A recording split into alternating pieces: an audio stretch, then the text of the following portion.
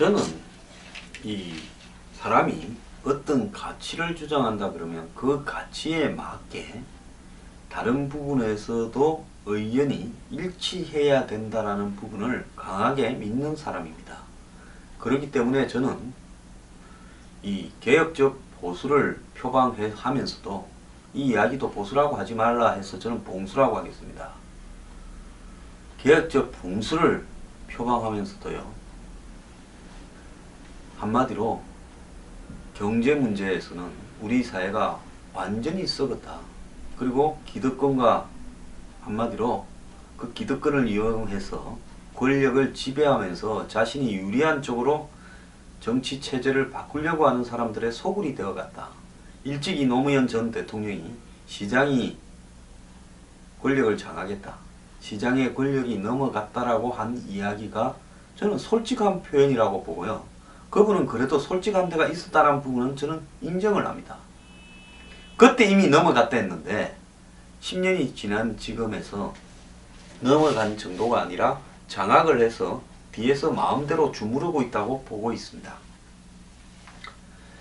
자, 이런 입장에서 저는 대한민국의 안보만큼은 유지가 돼야 된다. 나중에 뭐 경제는 무너져서 서로 다 굶을 지경이 되더라도 어쨌거나 안 쓰고 적게 먹으면 살 건데 안보가 무너지면 끝이라고 생각합니다. 지구상에서 대한민국같이 이렇게 강한 적대심과 무장으로 대치하고 있는 이런 지역이 어디 있습니까? 근데 우리는 그 모든 걸 잊고 있고요. 모든 것이 대화, 협력과 협배서로 퍼주기로 서로 간에 화해하는 것이 가능할 거라는 착각을 하고 있습니다. 특히 진보적인 사람일수록 더 착각을 하고 있습니다. 자, 그런데 저는 오늘 이 비판의 초점을요, 현행 친박 정권의 핵심들한테 겨누고 싶습니다. 박근혜 대통령이 가장 잘한 것이 뭡니까? 국가 안보라면서요. 다른 거는 시원찮은 부분이 많아도 적어도 안보만큼은 확실하다라고 이야기했고, 저도 거기에 거의 공감을 합니다. 그런데 현재 여권 핵심에서 이원집정부제 개헌을 찬성하는 듯 하면서 그쪽으로 분위기를 몰고 가는 입장들이 어제 오늘부터 이제 나오고 있습니다. 저는 뭐 이거 이미 작년부터 눈치채었습니다. 이 사람들 정권 재창출할 자신 없고 한마디로 반기문 데려다가 이원집정부제 개헌해서 친박 실세들이 돌아가면서 해먹으려고 그러고, 그 부분에 대해서 김무성 전 대표한테도 당신도 끼워줄게 하고 서로 약속한 거 아니냐, 이런 의심을 하고 있었습니다. 근데 이런 사람들이 이렇게 직접 이야기는 하지 않으면서, 그것은 박근혜 대통령의 곤혹스러움을 면하게 하기 위해서 직접 이야기를 자제하겠죠. 홍문종 씨 같은 사람은 작년에 이미 이야기를 했습니다. 그러면서 지금 뭉게구름을 피우고 있습니다. 지금 진행되고 있는 롯데 수사나 뭐 이런 수사들요, 다 향후 전개될 8월 초에 새누리당 당대표 선출이나 그 이후에 전개될 여러가지 구조에서 반대 세력들을 갖다가 누르기 위한 측면이 아닌가 생각하는데요. 저는 이 수사도 제대로 될 거라고 보지도 않습니다. 힘이 있을 때도 제대로 안 됐는데 지금 힘이 빠진 상황에서 이런 수사가 제대로 될 리가 있겠습니까? 자, 제대로 되기를 바라는 입장에서 하는 이야기입니다. 그렇다면 저는 안보라는 입장을 매우 중요시하는 소신을 가진 농객으로서 이원집정부제 개헌, 내각제 개헌이야말로 대한민국의 안보를 완전히 뒤흔드는 사건이라고 이미 여러 차례 이야기를 했습니다. 이 부분은 더 이상 이야기 안 해도 왜 이원집정부제나 내각제가 안보에 위협이 되는가는 숱하게 이미 이야기했기 때문에 생략하겠습니다.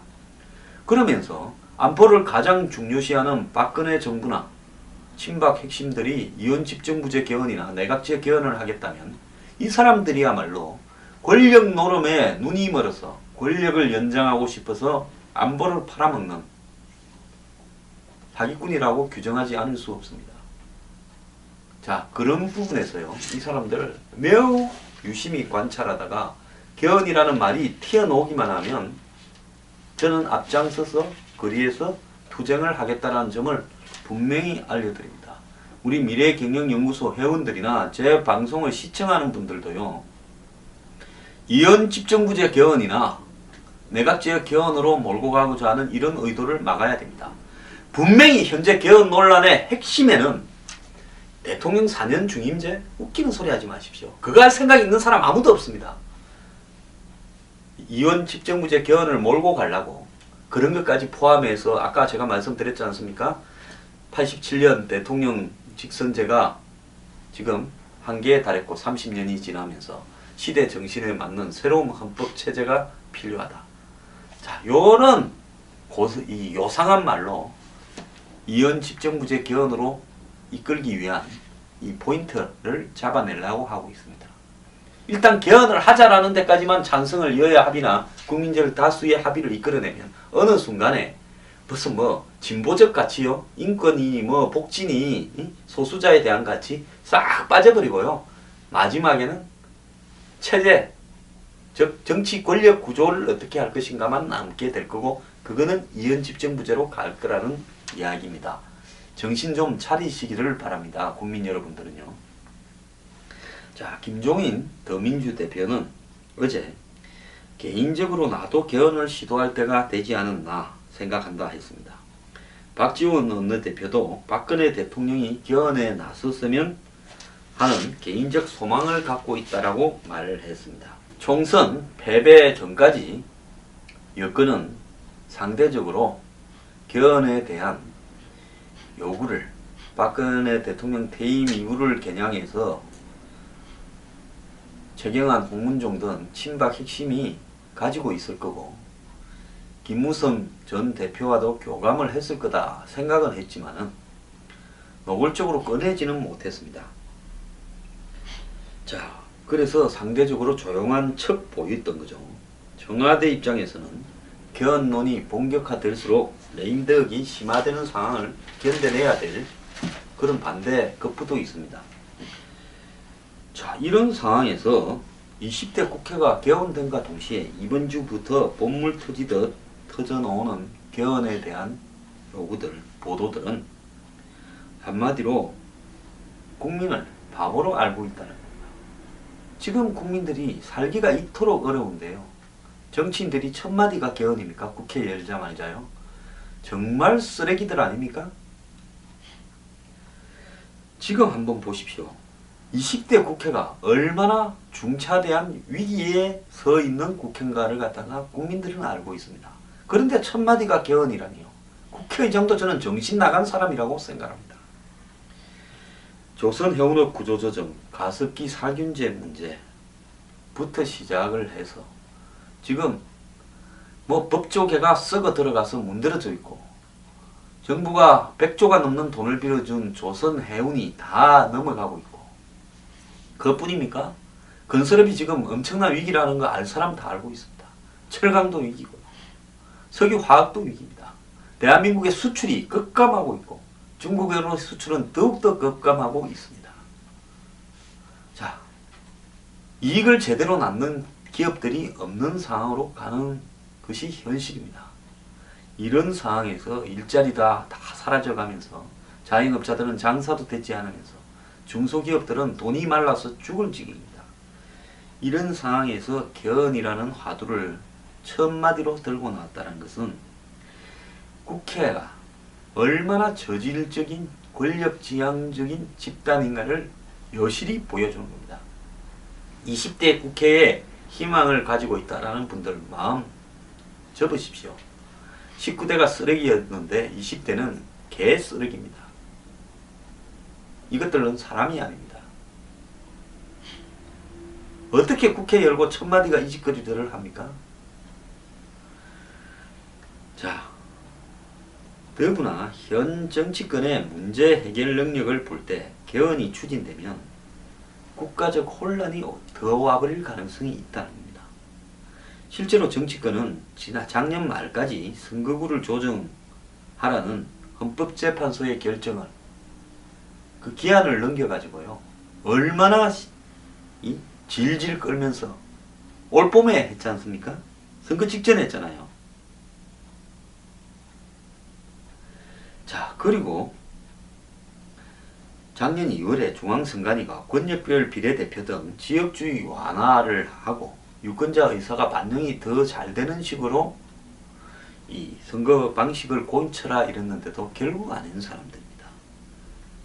야권의 한 대선주자 측근은요, 개헌 논의가 시작되면 재계와 노동자는 물론 성소수자 등 각계의 이해관계자들이 살을 걸고 나서서 결국 기본권 등 새로운 국가의 어떤 가치를 담은 부분은 손도 못 대고 컨텐츠는 손도 못 대고 결국은 권력 구조만 이야기할 가능성이 있다는 겁니다. 결국은 이원집정부제 개헌으로 가버릴 거라는 거죠.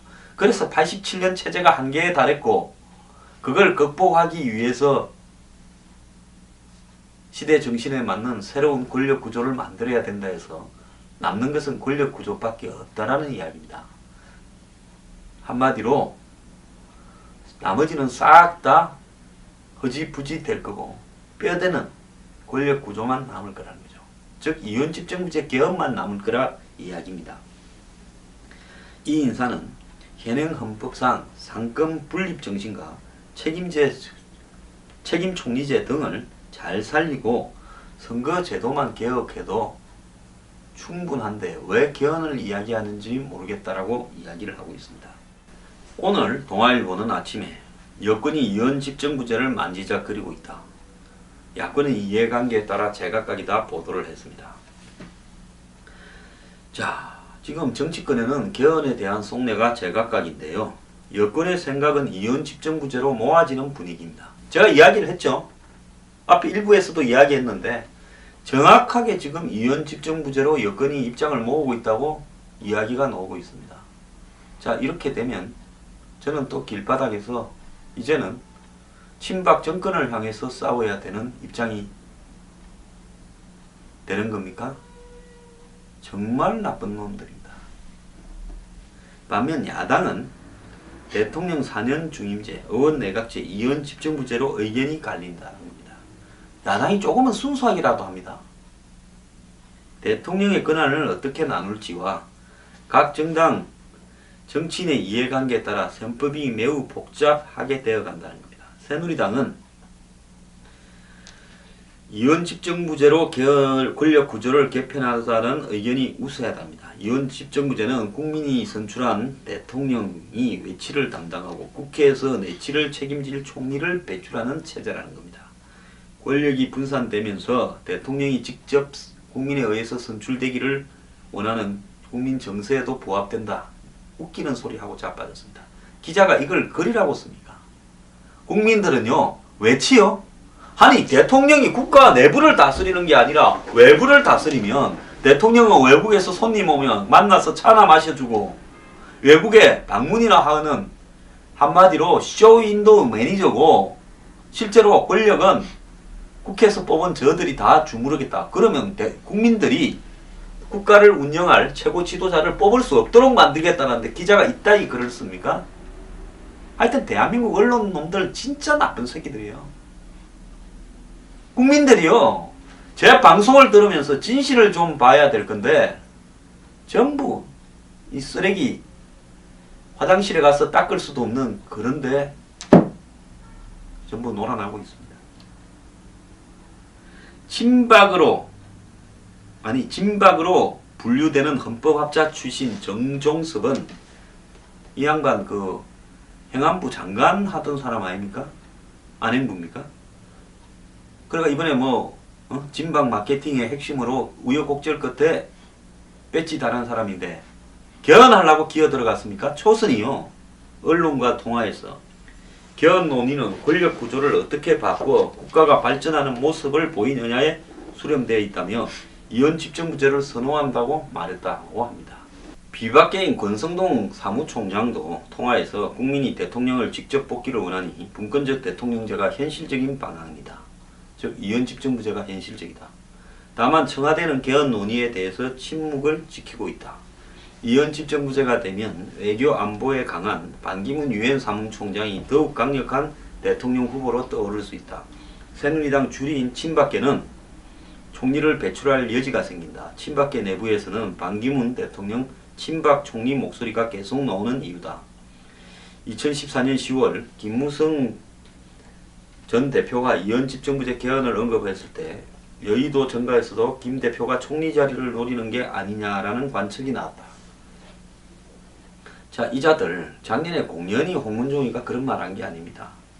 제가 여러 번 이 이야기를 했는데 이제는 쏙셈을 드러내고 있습니다.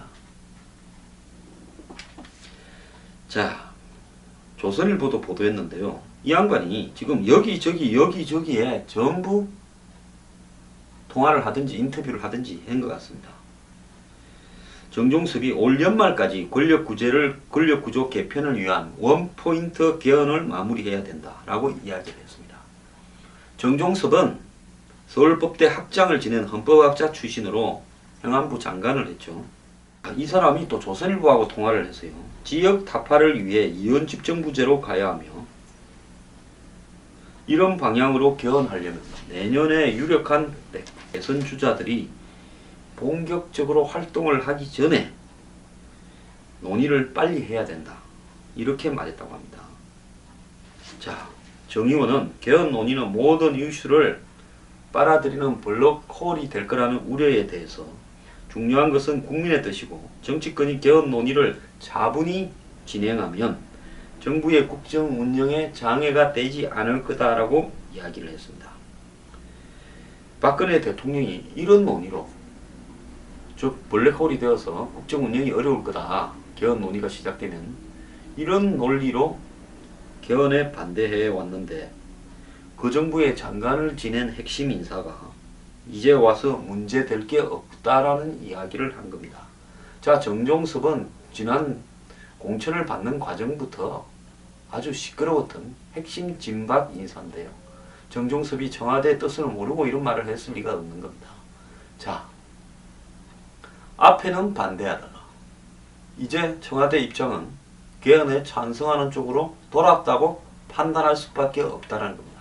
앞에서 반대하는 것은 반대가 하는 생각이라서 반대인 게 아니라 왜 김무성이 네가 정해진 시점에서 우리가 할 생각이 있는데 먼저 들고 나와서 죄를 뿌리느냐고 반대를 한 거지. 할 생각이 없었던 것은 아니라는 겁니다. 그 스케줄과 방법은 우리가 정하는 거지 네가 왜 이야기하냐. 이렇게 해서 미운 틀을 박은 거지. 그때부터도 생각이 있었을 거라고 저는 보고 있습니다. 자, 그런 현행 정치 체제는 대통령 한 사람에게 과도한 권력이 집중되어 전부 아니면 전무라는 극단적 정치 대립을 낳았다는데 정치권과 학계가 공감하는 만큼 국민의 동의를 구하는 작업을 빨리 시작하면 연내 개헌도 가능하다 이렇게 이야기했습니다. 자, 지금 정치권은 정종섭의 이 말을 저는 앞으로 그분한테 어원이라는 말을 안 붙이겠습니다. 뒤에 세 마디를 더 달고 싶은데요. 참고 있습니다. 그래서 정종섭이 이 말을 한 부분은 대통령 퇴임 이후 정치 구도를 고민하는 친박계가 본격적인 개헌 검토에 들어갔다라는 거고요. 실제 대통령과 가까운 최경환 의원이 지난해 11월 개헌의 필요성을 제기했고 홍문종은 당시 반기문 대통령 친박 총리라는 말을 언론에다 한 바도 있습니다. 자, 친박계뿐만 아니라 비박계에서도 나경원도 찬성을 하고 뭐 이런저런 이야기를 하고 있습니다.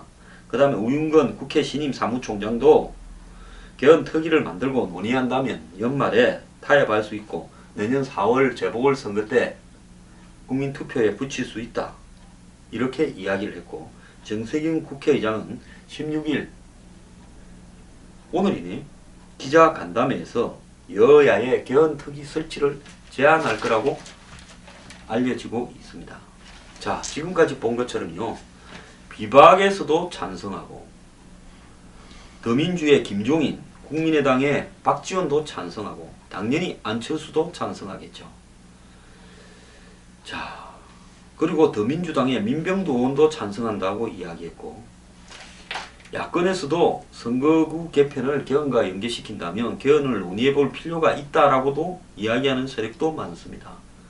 자, 친문 진영, 문재인 전 대표 진영은 4년 중임제와 지방분권제 개헌에는 찬성이라는 태도고요. 이원 집정부제나 내각제에 대해서는 현 정부의 정권 연장 의도가 담겨서 찬성할 수 없다라고 하고 있고 안철수는 찬성하고 있습니다.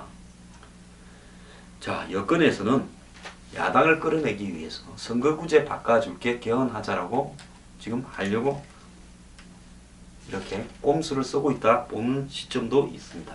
보는 시각도 있습니다. 자, 국회의장과 국회 사무총장이 총대를 맨 것 같고요.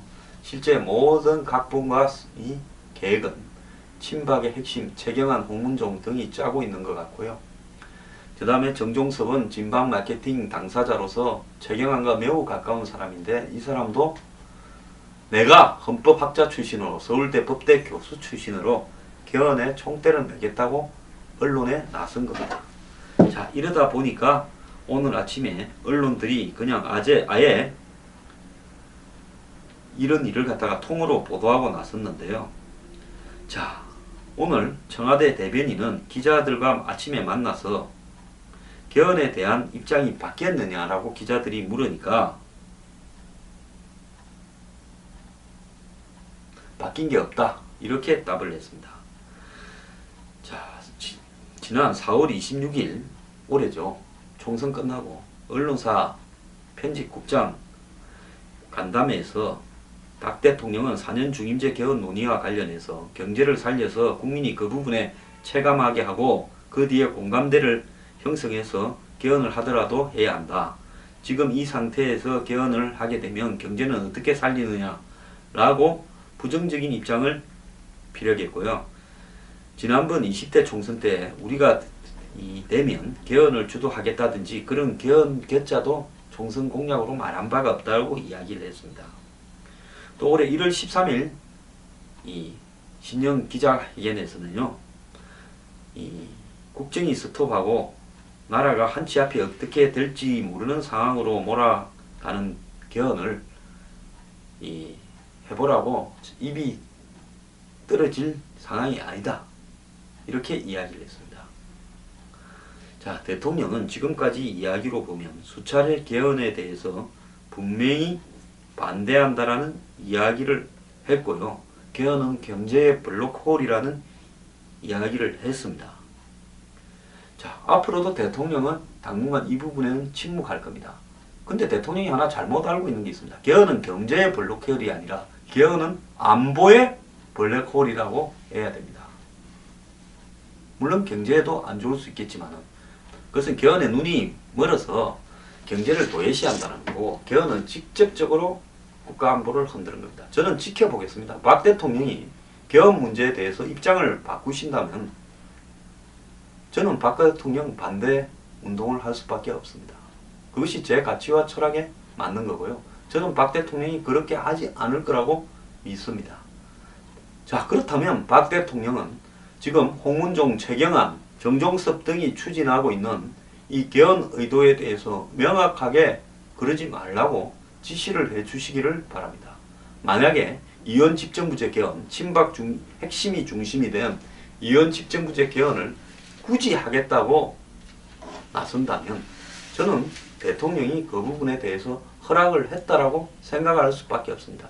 저는 이원 집정부제 개헌 의도가 진행이 되면 제 목숨을 던져서라도 반대 운동에 나설 겁니다.